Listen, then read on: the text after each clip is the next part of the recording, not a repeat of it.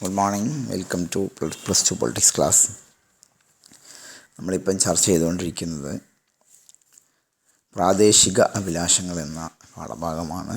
അതിനകത്ത് നമ്മൾ കഴിഞ്ഞ ക്ലാസ്സിൽ ജമ്മു കാശ്മീരിനെ കുറിച്ചാണ് പഠിച്ചു വന്നത്.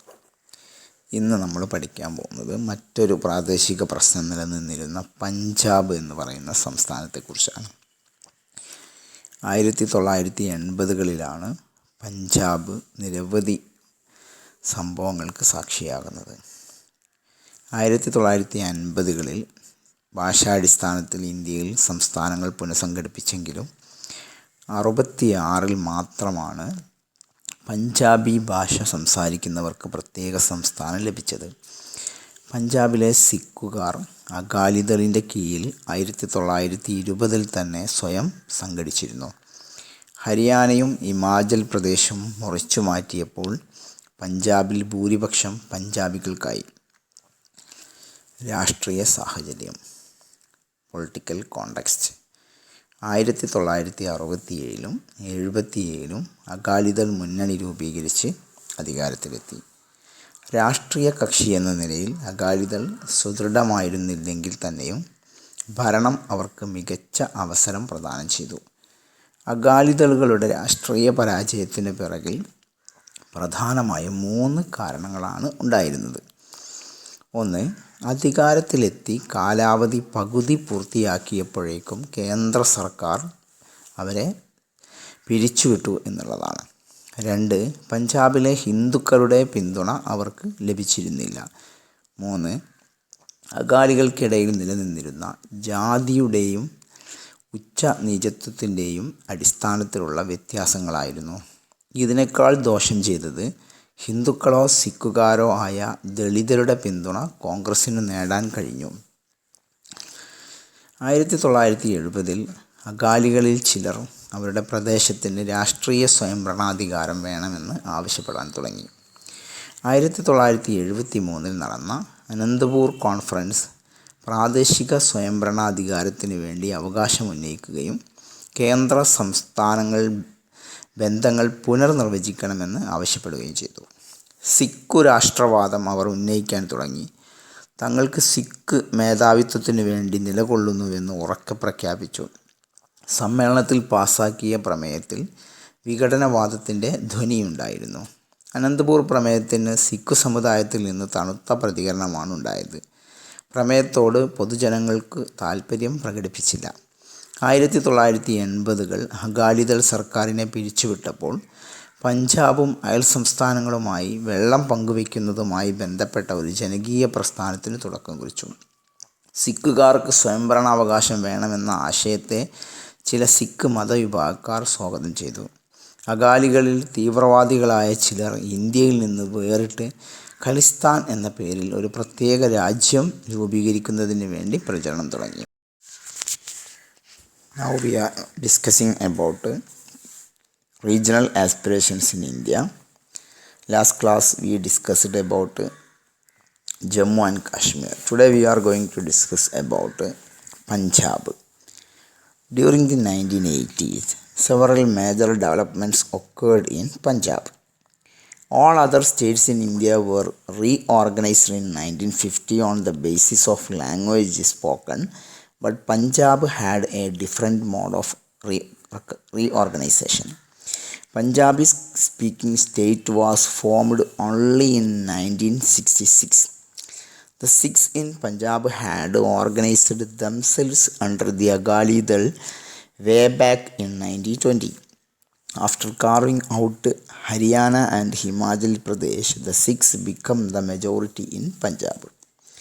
Political context. Both in 1967 and 1977, the Akalis came to power through a coalition government. It was a bitter experience for the Akalis that their political position was still unsteady. Their government was dismissed by the center even before they had completed half their term of office. Moreover, the Akalis enjoyed little support from the Hindu community. Worse still, the Akalis, being religious in character, had lost differences among themselves on the basis of caste and class, and the Congress could win more support from the Dalits whether they belonged to the Hindus or Sikh fold. In 1970, some of the Agalis began demanding political autonomy for their region. Their Anandapur conference in 1973 demanded regional autonomy. They also wanted the relations between the center and the state to be redefined. They spoke of the Sikh nation and declared that they wanted to attain Sikh dominance. The resolution passed during their conference had a tinge of separatism. But the response from the Sikh community to the Anandapur resolution was far from satisfactory. The common people seemed to have little interest in the resolution. After the dismissal of the Agali government in 1980, Agalidal launched a movement on sharing water between Punjab and neighboring states. Some religious groups started supporting the idea of Sikh autonomy. Radical elements advocated even secessions from India from Khalistan. Master Tara Singh പ്രമുഖനായ സിഖ് മത രാഷ്ട്രീയ നേതാവ്, ശിരോമണി ഗുരുദ്വാര പ്രബന്ധക് കമ്മിറ്റിയിലെ ആദ്യകാല നേതാക്കളിലൊരാൾ, അകാലി പ്രസ്ഥാനത്തിൻ്റെ നേതാവ്. സ്വതന്ത്ര സമരത്തെ പിന്തുണച്ചു, എന്നാൽ മുസ്ലിങ്ങളുമായി മാത്രം ചർച്ചകൾ നടത്തുന്ന കോൺഗ്രസിൻ്റെ നയത്തെ എതിർത്തു. സ്വാതന്ത്ര്യത്തിനു ശേഷം ഒരു പ്രത്യേക പഞ്ചാബ് സംസ്ഥാനം വേണമെന്ന് വാദിച്ചവരിൽ പ്രമുഖൻ. Master Tara Singh, prominent Sikh religious and political leader, one of the early leaders of Shiromani Gurudwara Prabandhak Committee. Later Agali movement supported freedom movement but opposed the policies of negotiations only with the Muslims. Advocate of separate Punjab state. അക്രമത്തിൻ്റെ കാലചക്രം. ഇങ്ങനെയാണ് പഞ്ചാബിൽ അക്രമങ്ങൾ ഉണ്ടായത് എന്നാണ് ഇനി പറയാൻ പോകുന്നത്. അകാലിദളിലെ മിതവാദികളായ തീവ്രവാദികളെ ഒതുക്കി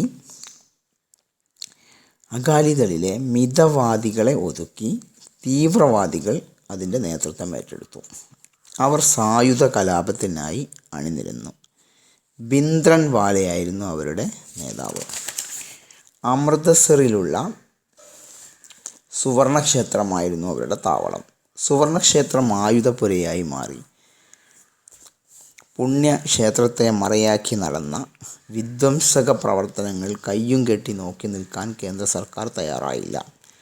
കേന്ദ്ര ഗവൺമെൻറ് 1984 ജൂണിൽ ഓപ്പറേഷൻ ബ്ലൂ സ്റ്റാർ എന്ന സൈനിക നടപടിയിലൂടെ തീവ്രവാദികളെ ക്ഷേത്രത്തിൽ നിന്നും തുരത്തി.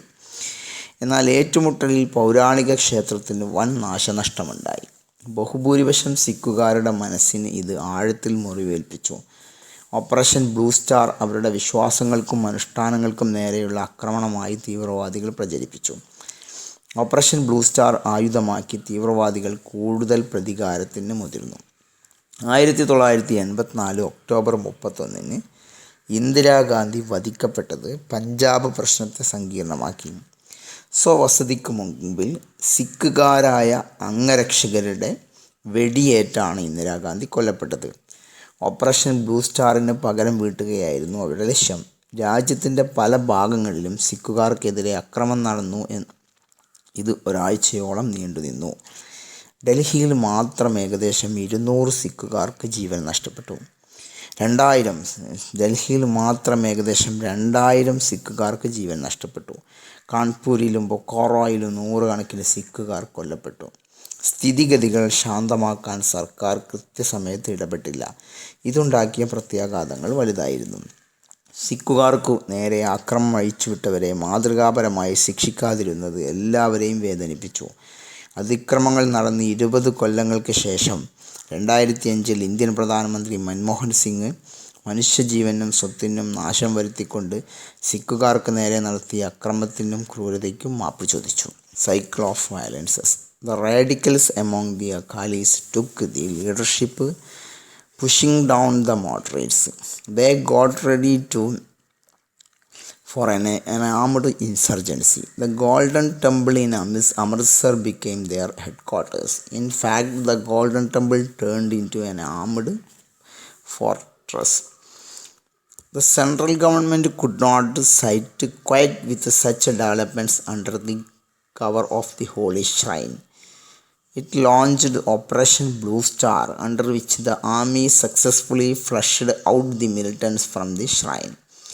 But the operation brought about irreparable damage to the historical temple. Much worse was the deep wounds inflicted on the Sikhs' minds all over the world.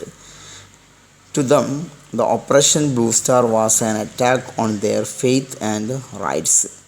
Operation Blue Star thus provided further impetus to militant groups. The Punjab problem was still complicated by the assassination of Prime Minister Indira Gandhi on 31st October 1984 outside her own presidency by bodyguards. Both the assassins were Sikhs who wanted to take revenge for the Operation Blue Star. Violence broke out in many parts of North India against the Sikh community.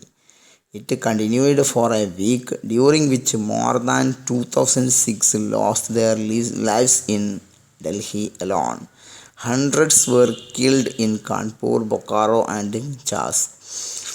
Once again, the government seemed to be hunting the Sikhs' sentiments by delayed action to restore normalcy.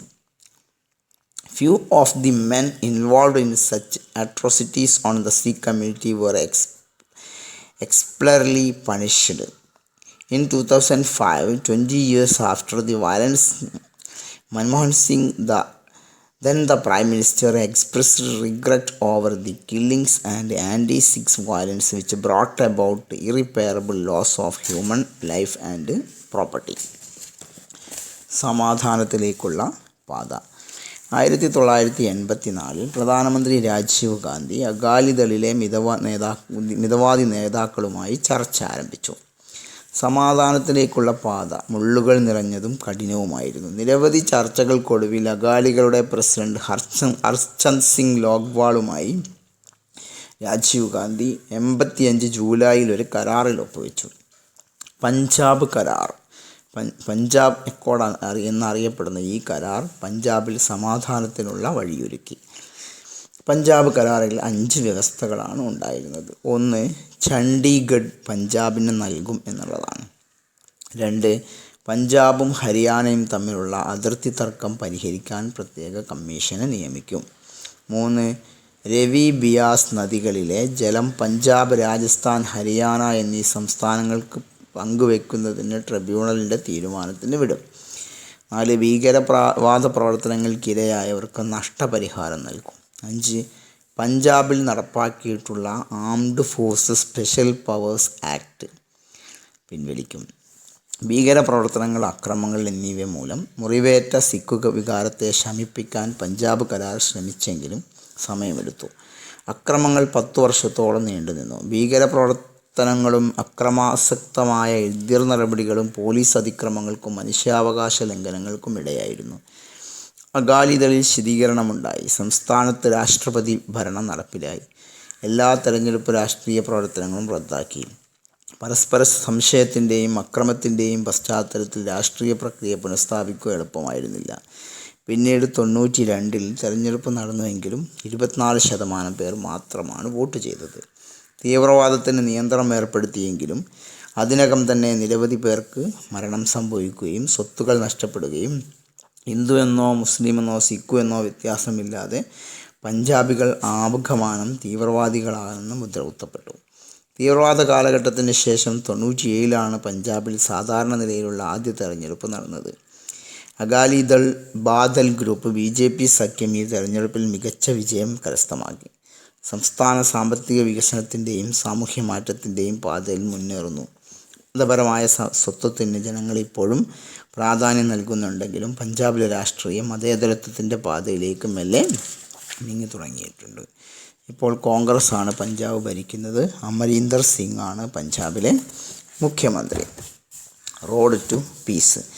Rajiv Gandhi, the new Prime Minister, came to power in 1984 and started dialogue with moderate Agali leaders. The road to peace was neither salt nor stew with roses. After much dialogue, Rajiv Gandhi made an agreement with Harchan Singh Logwal, the president of the Agalidal, known as the Punjab Accord. This agreement paved the way to normalcy in Punjab. The Punjab Accord had the following agreements. First one, Chandigarh would be transferred to Punjab. Second, a separate commission will look into border dispute between Punjab and Haryana. Third, a tribunal will decide the sharing of Rabi Bias river water among Punjab, Haryana and Rajasthan. Fourth one, compensation would be provided to those affected by the militancy. Fifth one, Armed Forces Special Powers Act in Punjab would be withdrawn. Though the Punjab Accord tried to heal the wounds of militancy and violence, returning to normalcy was rather slow. Violence continued for almost a decade. Militancy and counterinsurgency violence led to police excess and human rights violation. The Agalidal suffered fragmentation. President's rule was imposed on the state and all normal electoral and political process was suspended. One could not think of mastering the political process in an atmosphere of violence and suspicion. Later elections were conducted in 1992 and only 24% voters came to the polling booths. Militancy was eventually brought under control, but it involved numerous losses in men and material. The people of Punjab, whether Hindu or Sikh, suffered indescribable losses. After the period militancy, peace returned to Punjab by the middle of 1990s. The first election in the normal condition was conducted in 1997. The Agalidal BJP alliances scored major victory. Now the state is occupied with economic development and social change, though religious identity is important for the people. Politics has gradually turned into secular mode. Now the Punjab was ruled by Amarinder Singh, the Congress leader. Today we are discussing about Punjab. Some questions are here. Basic demands of Punjabis in 1970. 1970-കളിൽ പഞ്ചാബുകൾ ഉന്നയിച്ച ആവശ്യങ്ങൾ എന്തൊക്കെയായിരുന്നു? Second one, prepare A short note about operation blue star. പഞ്ചാബിൽ നടന്ന സൈനിക നടപടിയായ operation blue സ്റ്റാറിനെ കുറിച്ച് ഒരു ലഘുവിവരണം തയ്യാറാക്കുക.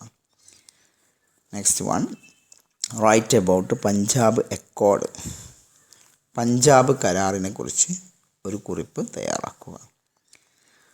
ഇത്രയുമാണ് ക്വസ്റ്റ്യൻസ് ഉള്ളത്. ആൻസർ എഴുതി എനിക്ക് സെൻഡ് ചെയ്യുക. Thank you for watching this video. Have A nice day.